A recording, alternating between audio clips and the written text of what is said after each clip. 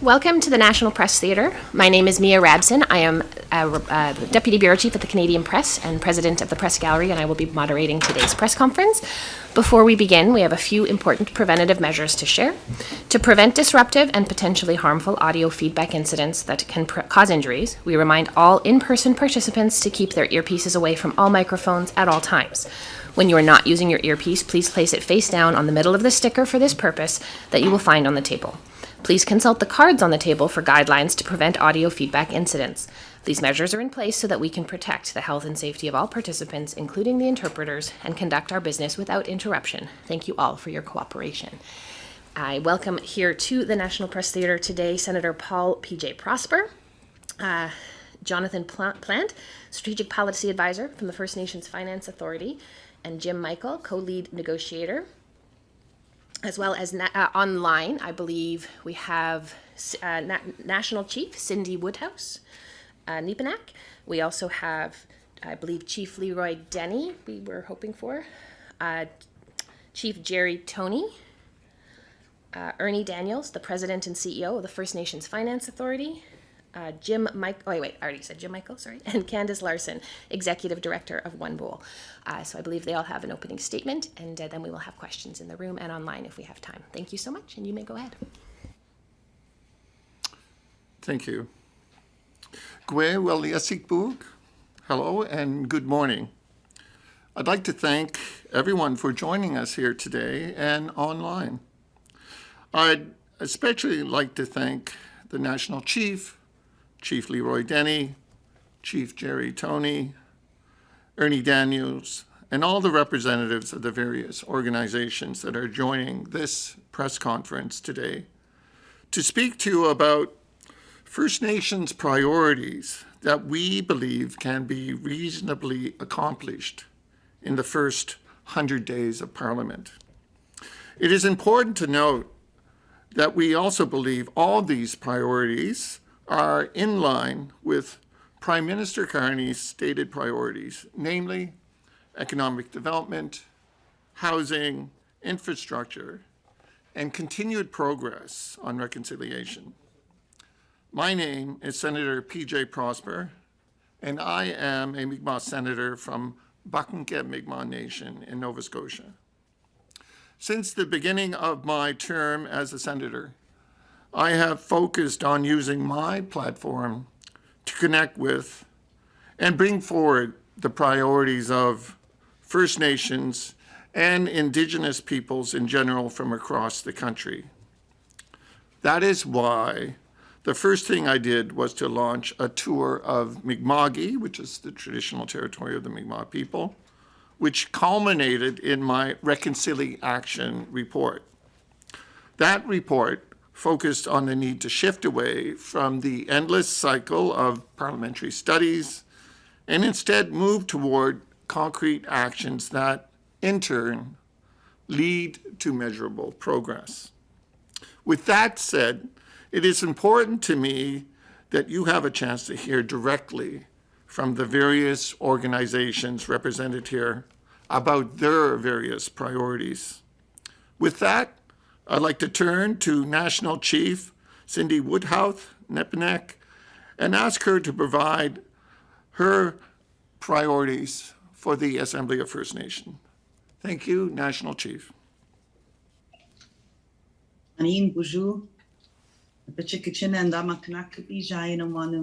you so very much, Miigwech, for an opening prayer this morning, but certainly I had some elders call and pray, so I want to thank them for starting us off in a good way today and for praying for each of you and for praying for this beautiful country that we all share. I'm always just so full of love when I start that off on Monday morning. So I'm honored to be invited to participate in this important news conference from here in Treaty 1 territory today. On behalf of the Assembly of First Nations, we lift you up, Senator Prosper, for your leadership in bringing us together today. You've always been somebody who brings people together, and I want to thank you for that. I know we were colleagues on the AFN executive, and I just want to congratulate you for your work. And I also lift up the chiefs participating today. So thankful that you're all here. Let me start by saying that we fully support the priorities list for the 100 days of Parliament Senator Prosper will lay out today. We also agree that Canada Strong cannot be successful without the full participation of First Nations people across this beautiful country.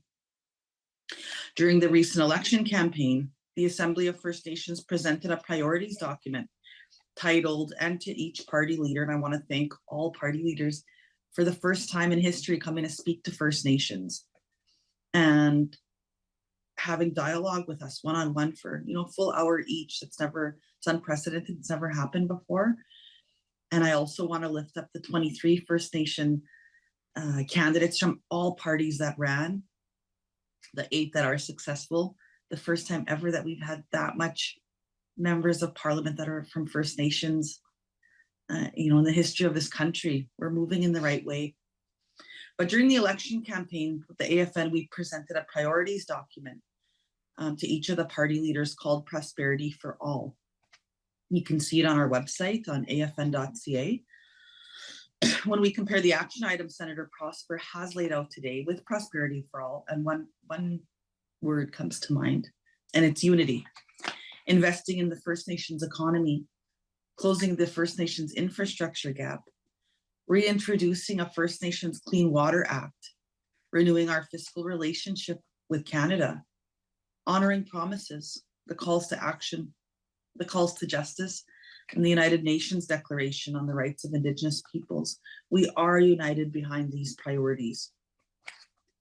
We're united in our calls for long-term reform of the racist child welfare system, legislating First Nations policing also as an essential service that's so important, and to talking to rights holders about policing and safety in their communities. We're also united on a First Nations-led federal procurement program within the first year, and we'd like to see action on that sooner than later, because we know the truth and economic reconciliation are more than a moral and legal obligation for Canada. They represent a strategic advantage for future generations. This was true before Trump 2.0, and it's even more important now. This was at this critical time in this country's history. It is important to recognize Canada's gross domestic product is generated off First Nations lands and resources. Over $560 billion of projects are forecast on our traditional lands over the next decade. The potential benefits are measured in the trillions of dollars. But we won't advance without First Nation support. So we look forward to working with Prime Minister Carney and the next Parliament toward a secure, safe, and prosperous country for First Nations and for all Canadians. We also lift up First Nations candidates from all parties that ran in this election. And as I said, we have more First Nation MPs than ever before. We look forward to working with each of them over the coming 100 days and beyond. As National Chief, I also want to say that we stand with First Nations across this country in strongly condemning the imposition of illegal tariffs by the United States government. The truth is that First Nations have inhabited these territories long before colonial borders were established. These lands hold vast deposits of critical minerals, forests, and fresh water supplies that sustain communities on both sides of the Medicine Line. And we have 20% of the world's fresh water. That is why we are calling on First Nations and First Ministers, to fully include First Nations in the Team Canada discussions. That hasn't happened to date. Keeping First Nations out of crucial conversations impacting our treaty rights is no longer acceptable. And they've done this to previous national chiefs over and over and over again. And to the provinces and to the federal government, it's time to, in 2025, it's not Team Canada and it's not Canada Strong without treaty rights holders at the table. We won't defeat Trump. We won't defeat Trump's colonialism with more colonialism here at home. This is why we are worried about what we are hearing from some premiers recently. The Premier of Ontario has introduced a very problematic bill. The Alberta Premier is fanning the flames of an unlawful independence. So we say to the new Prime Minister and the Premiers, with the 10th anniversary of the Truth and Reconciliation Commission calls to action this year in December, with this new era of U.S. colonialism at the southern border, with the first 100 days of a new parliament upon us. Now is the time to demonstrate to the world that we can win by being inclusive, respecting rights and treaties.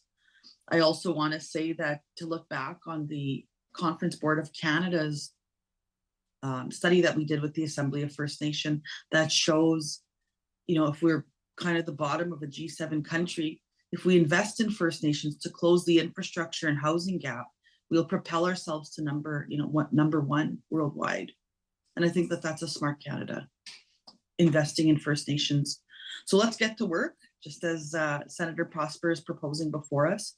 From the War of 1812 and throughout Canada's history, First Nations have bravely fought for this country when it faced a crisis. Now it's just another of those times. There's so much work ahead, but by strengthening our relations, united, we can achieve anything. So we look forward to collaborating with you over the next 100 days and beyond, and for the remainder of, the years ahead. We look forward to working with all of you in this beautiful country that we all share to make a more just society, to make more opportunities for First Nations young people to rise up. We only have, what was it now? We're at 41 million Canadians. We're up against India and Asia and big countries with billions of people. We don't have anybody to waste. So let's work together. Let's move forward in a good way. Miigwech.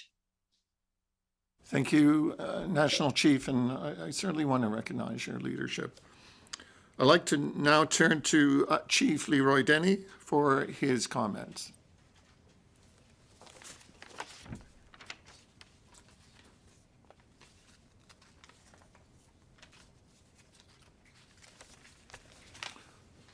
Okay, we're just going to move on. I would now ask Chief Jerry Toney if he could please give his comments. Chief Jerry. Thank you, Senator. Good morning, members of government. Senate, fellow chief. Oh, sorry. Do I keep going or just defer to Chief Leroy? Go ahead there, Chief Jerry. Sorry, I was pressing buttons here. And then we'll go back to you, Chief Leroy, after Chief Toney. Chief Toney, please proceed. Okay. Yeah, good morning, members of government, Senate, fellow chiefs, and invited guests.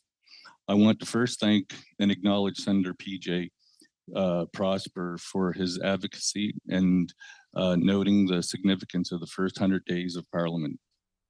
As a co-lead of fisheries for the Assembly of Nova Scotia Mi'kmaq Chiefs, I represent the collective voice of our Mi'kmaq communities when it comes to protecting, implementing our treaty rights to fish for a moderate livelihood, a right that was reaffirmed by the Supreme Court of Canada in 1999. For over 25 years, we have remained at the table in good faith with Canada. We continue to do our part. We developed laws, built governance, supported compliance and conservation, and most importantly, we have brought forward solutions. It is time for Parliament to act boldly and meaningfully. That starts with enabling our departments to follow through on their own 2019 reconciliation strategies. We hope that with the Prime Minister Carney at the helm, we will see this happen. DFO needs a flexible mandate that respects and integrates Mi'kmaq fisheries laws rather than forcing us to fit into outdated colonial policies. We have proven a management system that reflects conservation, sustainability, and equity.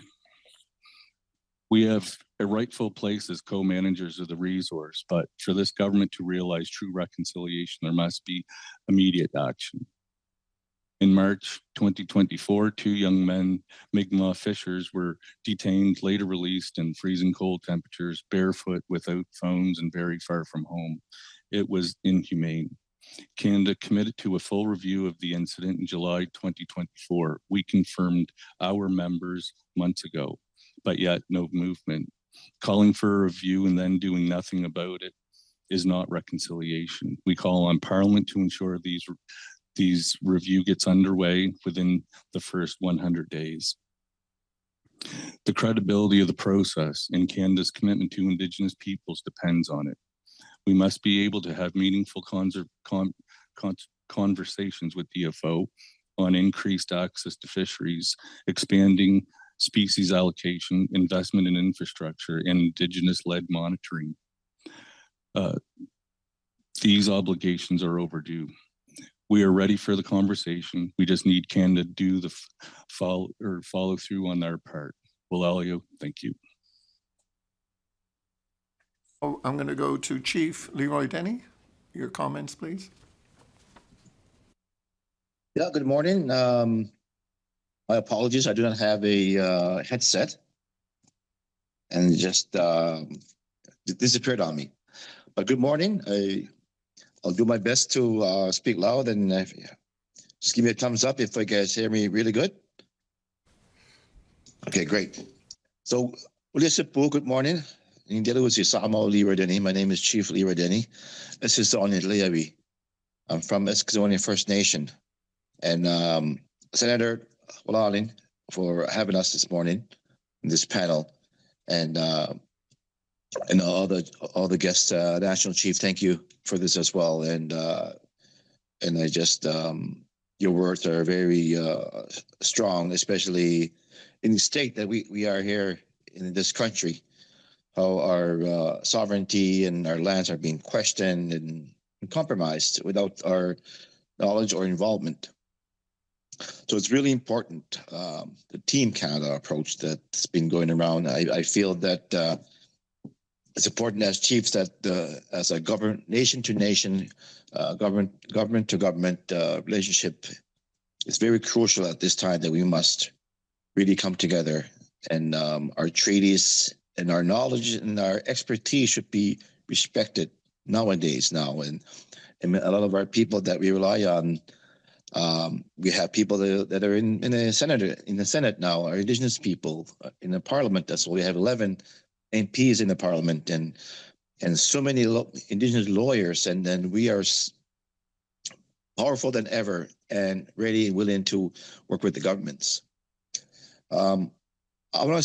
I'm here today to speak on the self-government agreements that we have been doing, the work that the Mi'kmaq chiefs in Nova Scotia have been operating for years now. From for example, Mi'kmaq Ginamatnui, MK, to Mi'kmaq Family and Children's Services, where we're doing the reform of our own Mi'kmaq law, and many sectorial agreements we have been doing. One of the things that we're having struggles with right now it's not moving quite well, and that's done Italy Debidimk, TEA, the social, the reform for social, Mi'kmaq social self-government agreement, which I see Jim sitting over there. We can speak on that later, and how the government wanted to implement 8 to 10 years ago, they wanted to implement provincial guidelines to the Mi'kmaq to be followed from the 1964 policy, which was a very colonial, very discriminative. It was designed to keep our people in poverty, to keep them, in a state that to be very intergenerational. We have people that really relied on welfare with no changes. They're surviving on $165 every 2 weeks, and nowadays the cost of living, it's over the roof. And people that are work, we're even struggling, trying to keep up. And imagine if you're on the welfare, especially with this 1964 agreement.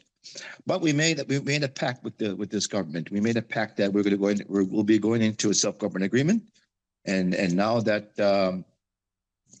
For years now, we developed this program together with the Indigenous services, and we're in the final stages, but we're getting a huge pushback where it's designed, this new sectoral agreement from Donna Italy Debidim is designed to eliminate poverty for the next 10 years. That's our goal. And I believe the Mi'kmaq chiefs have to, along with all the SDAs in the province of Nova Scotia, that will create a new social program that'll eliminate the intergenerational poverty that was was given to us for passed on to us for many years. And now this is an opportunity that we can work together with the government to make sure this program, it'll bring prosperity in our communities. It'll help people that there's a lot of trauma and help them heal. And that way we will eliminate poverty. Many of our communities are getting really tired of poverty, and we're doing our best. Many of our governments doing our utmost best to get out of that poverty by creating many opportunities for our communities, our health and jobs, all these opportunities. But we're at a point now that we're getting a pushback from a new sectoral agreement, and we believe that what we created so far, it'll help so many people in our community, and the plan we developed, it's the best workable plan.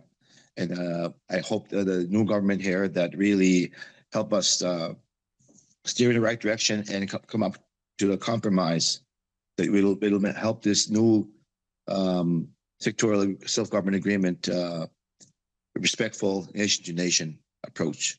And Waladio, and thank you. Thank you, Chief Leroy. I know we want to get into questions, so I'll ask the speakers to maybe stick to their time and constraints here. I would like now to turn to Ernie Daniels from the First Nations Finance Authority to provide comments. Thank you, Senator Prosper, for this invitation to participate in today's conference, and I'd like to acknowledge the National Chief for joining us here today. My name is Ernie Daniels, and I'm a member of the Salt River First Nation in the Northwest Territories. I am the President and CEO of the First Nation Finance Authority. Before I go on, I would like to acknowledge that I come to you today from the traditional and unceded territory of the Okanagan Syilx people.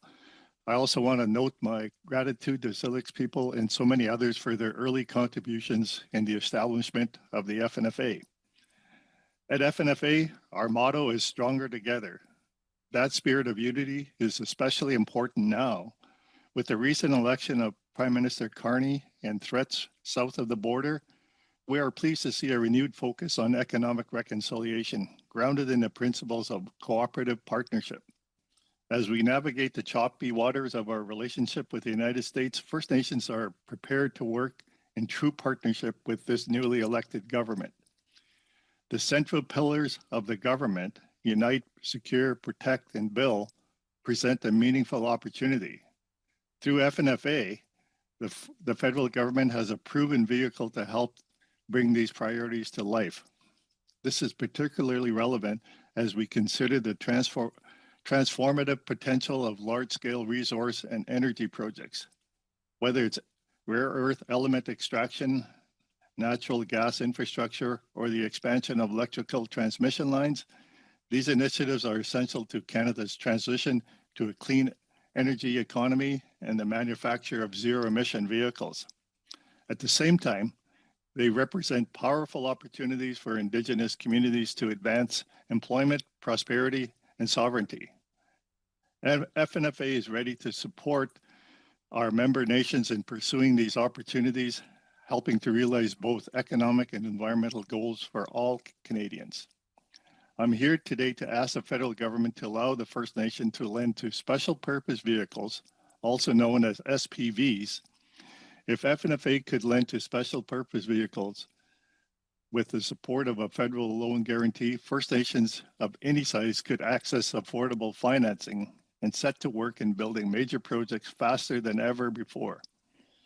SPVs represent a pathway to nation-building partnerships between First Nations and Canada, where the outcomes realized from equity-based opportunities realized are good for First Nations, Canada, and industry.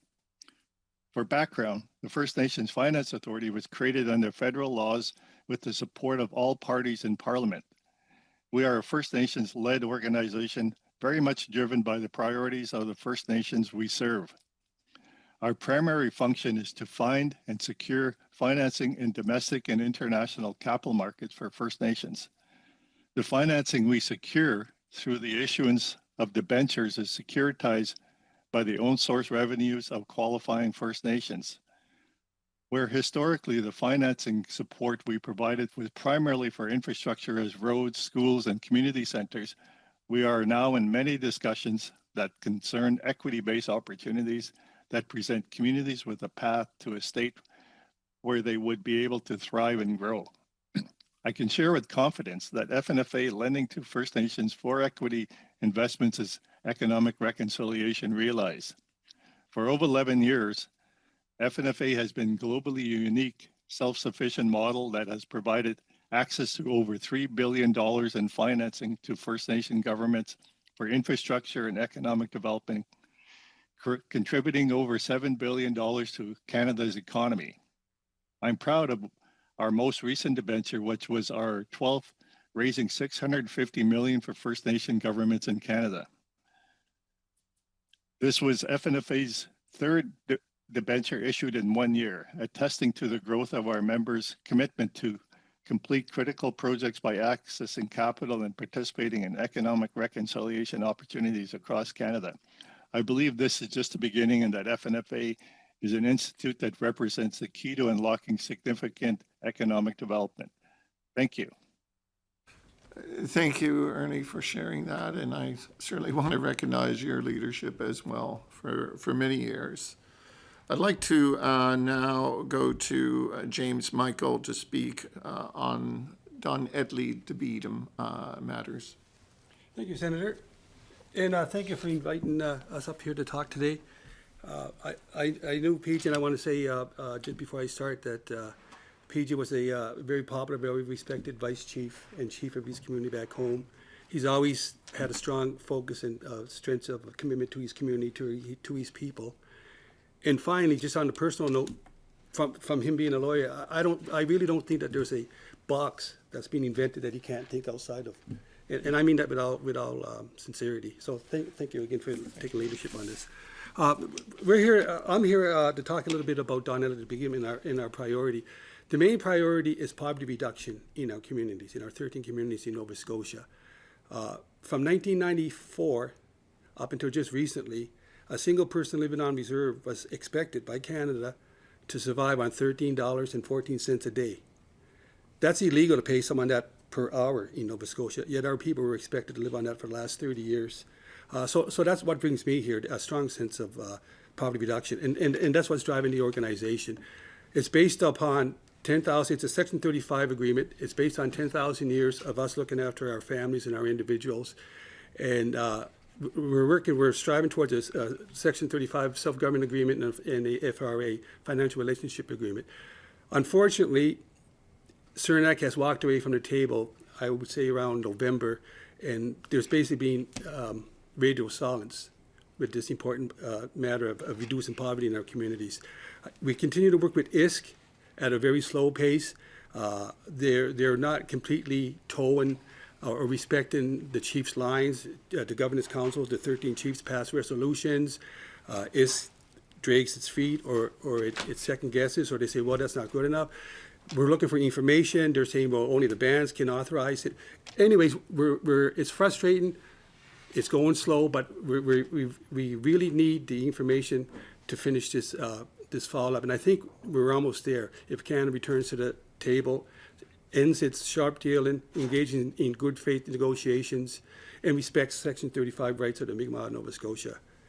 And we had also put in a social, and just one more example of bureaucrats frustrating the process. We had submitted a 10-year housing project for people, for low income, mainly single moms, single families on reserve. The MP loved it, but we found out much later that it was the bureaucrats that were advocating against it, saying it can't be done, they're not interested, maybe they should try something else. Instead of coming to the table and asking us questions, they went to another table in another room and said why we shouldn't be doing it. So I guess at the end of it, I know time is short, end the sharp dealing, engage in good faith negotiations, and respect our Section 35 rights. Thank you. Thank you, Jim. That's excellent work you guys are doing there. Finally, the Prime Minister spoke to housing as a major priority. I'd like to ask Candice Larson to please give her comments. Good Morning, and miigwech Senator Prosper for the opportunity to be a part of this important moment, and to National Chief Woodhouse and the other leaders that you've brought together today, miigwech to each of you as well. Prime Minister Carney has said that Canada must spend less and invest more, and First Nation-led solutions are exactly that kind of smart investment, the kind that delivers real returns in housing, in jobs, and in long-term economic strength. At Wumble, the organization I lead, we were created and governed by Missinabie Cree, Chapleau Cree, and Brunswick House First Nations. We're already showing what this looks like in action. Our Tree to Home solution turns local forests into homes led by First Nations communities from start to finish. Every home we build helps close the housing gap, reduces pressures on public systems, and strengthens local economies. These are investments in First Nations self-determination and in the well-being of Canada as a whole. Now, we can't just talk about Canadian sovereignty without actually talking about supporting First Nations sovereignty as well. The two are absolutely inseparable. When First Nations communities are thriving economically, socially, and politically, all of Canada becomes more stable, more resilient, and more just. That's what Senator Prosper's first 100 days plan makes very clear. The path to a stronger Canada runs through real partnership with First Nations peoples. That means funding First Nations-led solutions with the same urgency and the same seriousness that we give to every other national priority, because that's exactly what they are. This is our moment to act together, to invest with purpose, and to build a future where First Nation and Canadian prosperity go hand in hand. Miigwech again, Senator Prosper and National Chief, for your time, and thank you for having us. Thank you, Candice, and providing your comments and the great work that One Bowl is doing. I also just want to mention, before we get into opening to questions, that we do have Carrie Black with us with the First Nations Advisory Committee on Clean Drinking Water. She'll be here to address any questions that you might have on that particular subject. Right now, would like to go into questions. Thank you. Thank you, Senator Prosper. We'll start in the room, one question, one follow, and then we should have time to go online as well. We'll start with Fraser Yeadham from APTN. This is a question for, I guess, anybody, but maybe Senator Prosper. During the last campaign, of course, there was a lot of talk about economic sovereignty and energy sovereignty in the building, or the Prime Minister mentioned a couple times wants to speed up the evaluation process for energy pipelines, but also meeting the commitments to UNDRIP, but was very unclear on how that would actually work. Does the Prime Minister need to clarify that or meet with First Nations leadership to sort of maybe reset this conversation and getting it on the right track? Thank you for the question. I think from my listening into the Prime Minister's comments, you know, he does talk about a number of key issues, but he also mentions involving Indigenous peoples as well. And so, as we all know, there are legitimate interests that First Nations people have with respect to existing rights, claims to land, and things of that nature, but also their involvement within key consultation matters related to the environment and resources. So I think there's a consistency there that can happen where First Nation people are involved, they're at the table, they deal with issues in a manner that meets their interests and the interests of Canada. As a follow-up to that, also, something that's arisen in recent weeks is the Alberta Premier has been musing about making it easier, I guess, to have a referendum on separation in that province.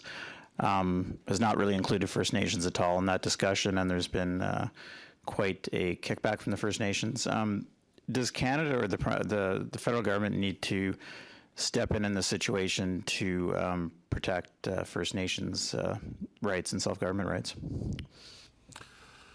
Thank you for the question. I think government has a legal obligation to, through the honor of the Crown, to recognize and respect Indigenous rights.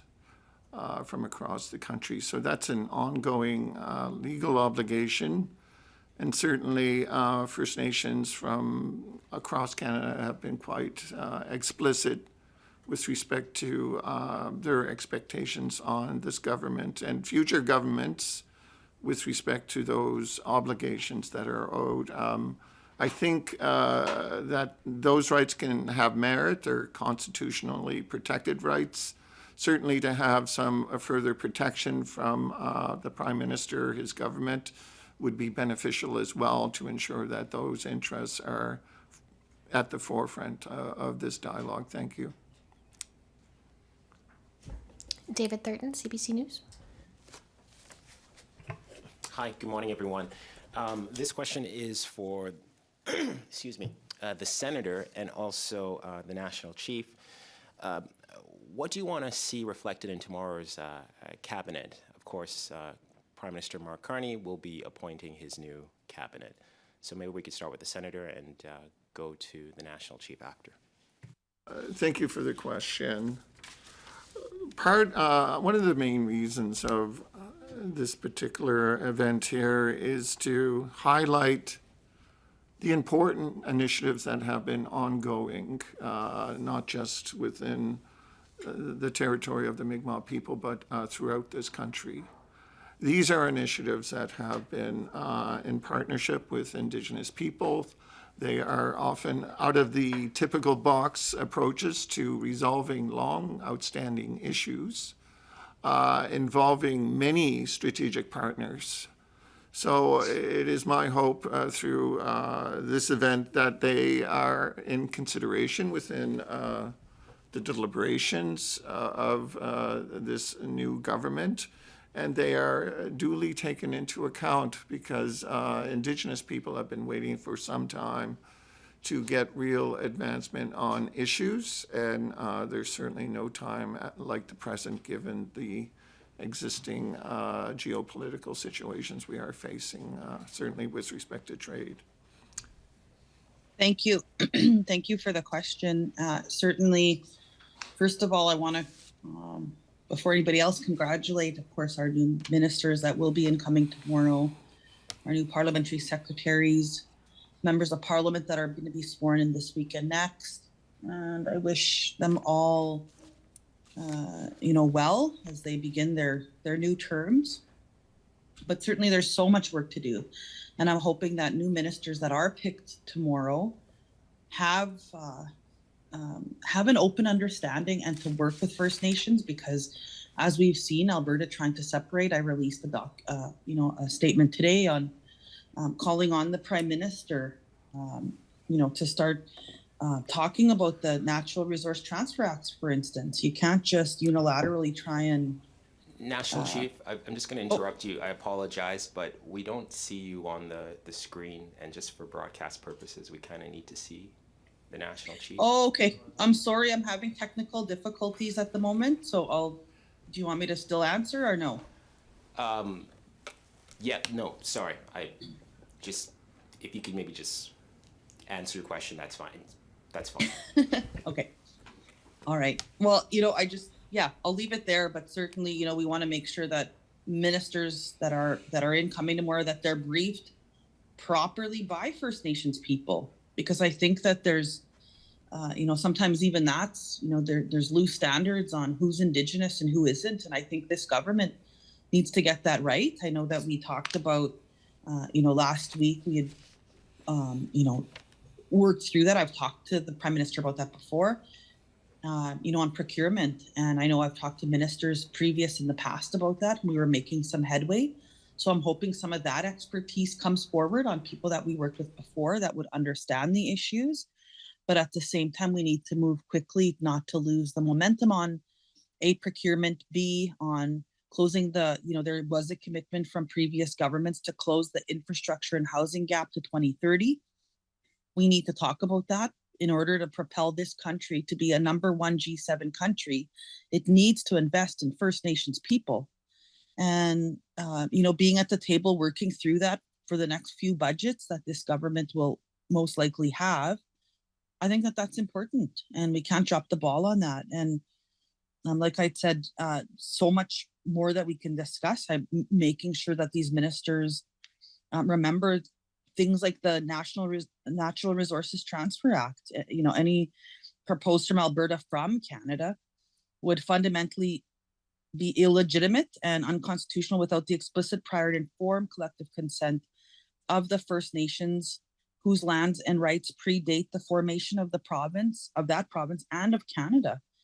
The time has come for Alberta and Canada to move beyond colonial frameworks and honor the truth of their history by restoring justice and self-determination to First Nations. So lots of things to talk through, and certainly First Nations were founding partners to this beautiful country that we all share, and pushing us aside all the time. Many national chiefs before me had faced this. It's disheartening, and we don't want to tolerate that anymore. It's 2025. Let's work together.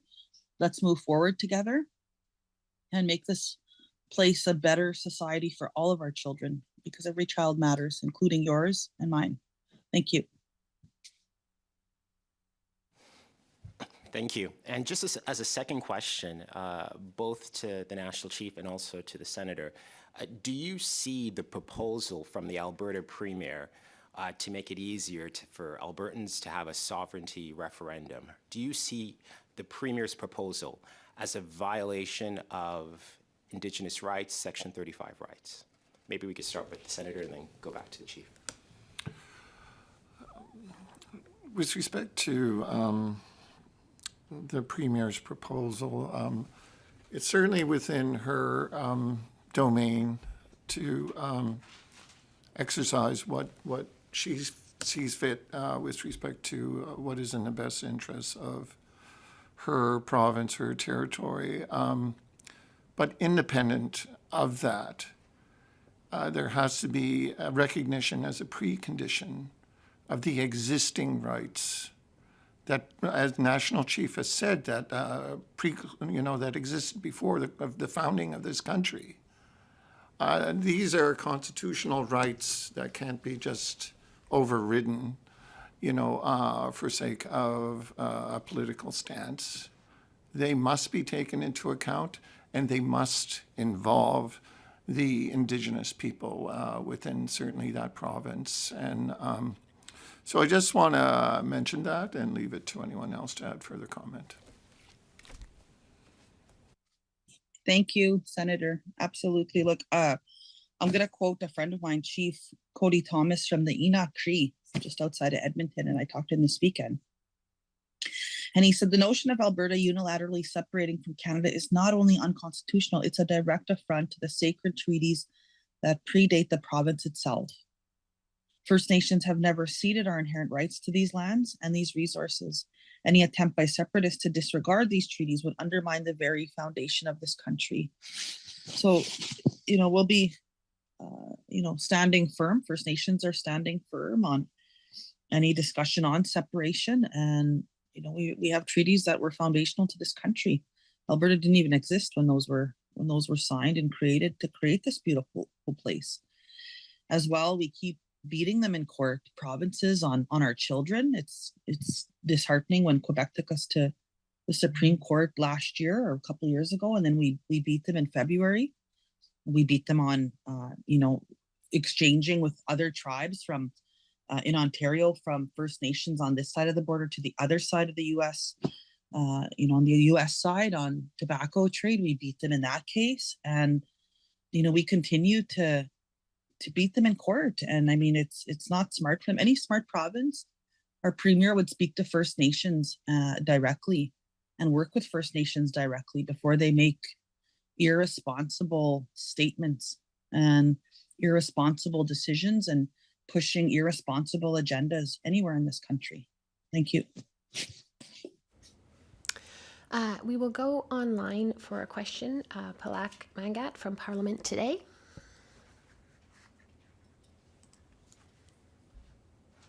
Hi, good morning. Can you hear me okay? Yes. Hi, this question is maybe for Ms. Woodhouse. You've talked about the need for Mr. Carney to invite or have First Nations at the negotiating table in talks with the US. I'm sure you saw the conversation between Mr. Carney and Mr. Trump. What have you been hearing from the government so far about your possible involvement, and what tangible initiatives or opportunities do you want to weigh in on as those talks unfold to kind of claim success? What would be success to you?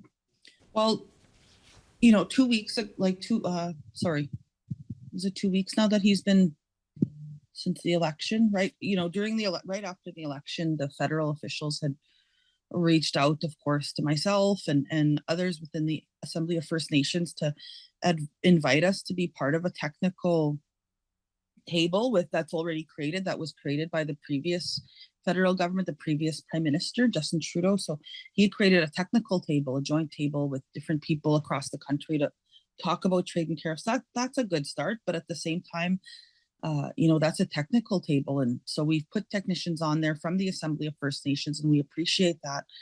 That doesn't go far enough, however. I know that provinces always want to push back on First Nations being at the table as a full partner, not at the little kiddie table the day before. And I've seen other national chiefs that, in the past that have had to take, that hour the day before and kind of pushed back and pushed aside and not talk to. For instance, on healthcare a few years ago, was it 3-4 years ago? They meet with First Nations an hour before. They talk to them. They use our statistics, and then of course they play ball on who's going to pay, federal or provincial. But yet they don't want to have us at the table to have a more fulsome, wholesome discussion on many of these. And this is just on healthcare, of course. But now going on to trade and tariffs, like I'd said, our First Nations people that have taken the provinces and the feds to task on something like, trading with people on the other side of the border and winning, that says something. Maybe have us at the table so that we're not always in court. It's better to be at the table. It's better to be talking to each other rather than always fighting through the court process all the time. And so I just, I think of that, and I think success for us will be when we have a full seat. Like, there's premiers at the table, the prime ministers and first ministers, they're all at the table, but yet they just want to disregard First Nations. And that's happened since the beginning of time. Why don't we stop colonialism in this country and, work together? And because Trump's trying to put colonialism now on Canada. Canada now knows how that feels. Don't do it to First Peoples in this beautiful place, in this beautiful space that we all share. No one's going anywhere. We all have to learn to work together. The quicker we get to working together, the better it is for Canada. Thank you. And maybe for National Chief and possibly the Senator as well, just on a different topic on Bill C-60, former Bill C-61. Obviously, the cabinet will be revealed tomorrow, so we're not sure if Ms. Haidu will be still the person that you're dealing with here. Are there amendments that you want to see on the bill? And what happens if it's not introduced within the 100 days that you're laying out here? National Chief, you did mention that you'll be watching closely for the next few budgets. So that does kind of suggest that the Liberals could have a safe and maybe long runway here. Well, first of all, I want to thank Minister Haidu. She put her heart into that bill.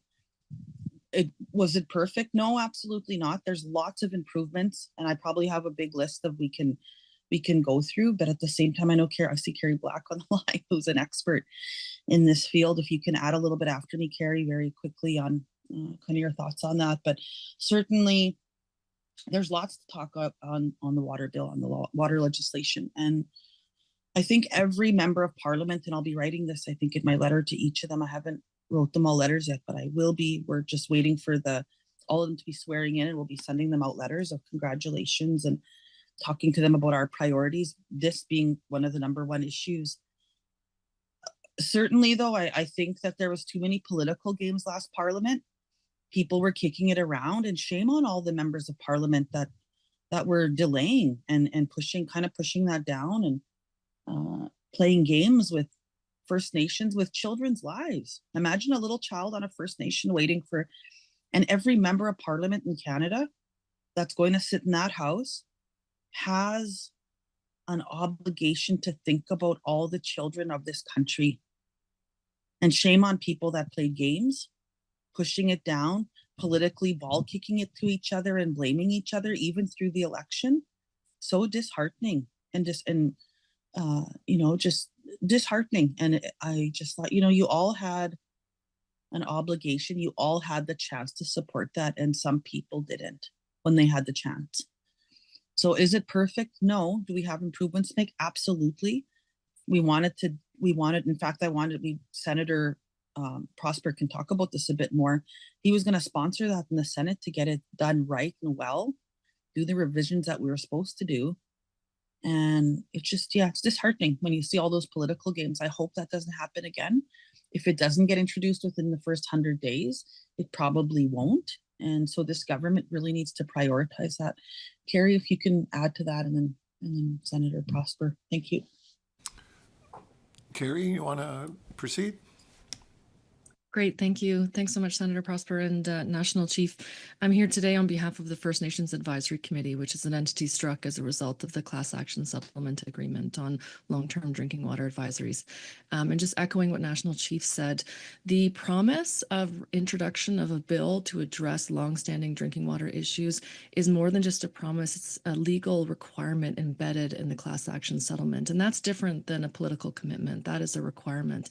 And every single party across Canada during every recent election has highlighted the importance of access to safe, clean drinking water. And so the best way to do that is to quickly reintroduce Bill C-61. As National Chief said, are there areas for improvement? Absolutely. However, it is a really important piece of moving this forward. There exists a regulatory gap across every single First Nation with respect to drinking water and wastewater regulations. And I think reintroducing this from the First Nations Advisory Committee perspective is about honoring that commitment to justice, to equity, and the well-being of every single First Nations person across Canada, with many First Nations on long-standing drinking water advisories for decades. The bill could have been reintroduced through unanimous consent and wasn't. With the prorogation of Parliament, we hit a wall at a very late stage of the legislation. And so we're really pushing on Parliament to reintroduce that legislation, finally put in place the regulations that need to be in place to protect First Nations and to keep communities safe. That includes every single First Nation member across Canada. And we really want to ensure that either that legislation or something equivalent or better is reintroduced as urgently and as quickly as possible, because as we all know, access to safe, clean drinking water and sanitation is a UN and Canada recognized fundamental human right that we cannot ignore any longer. Thank you, Carrie. I'll just add a bit to that. And I want to begin by recognizing then Minister Haidu and people like Parliamentary Secretary Atwin and also Jaime Batiste, Parliamentary Secretary. This legislation has significant history to it. It has been co-developed. It has been subject to a rigorous process within the House with much deliberation and amendments made to the bill. So we certainly hope that effort is recognized and that it does make the list of the priorities for this government within the first 100 days. Thank you. Thank you, Senator Prosper. Seeing no more questions online, I will close this press conference. Thank you so much, and everyone have a great day. Thank you.